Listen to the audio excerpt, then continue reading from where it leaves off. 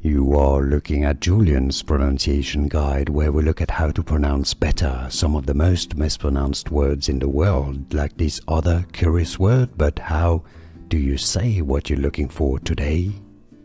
Let's learn how to pronounce this word correctly. I'm assuming you want to learn how it is pronounced.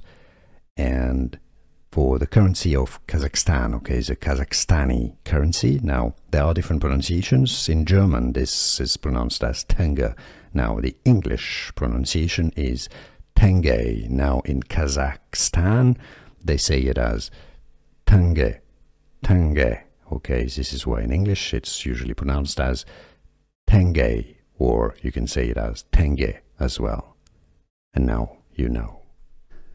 Here are more videos on how to pronounce more confusing words and names too many mispronounced. Like this video if you found it useful. I appreciate your support. I'll see you soon and thanks for watching.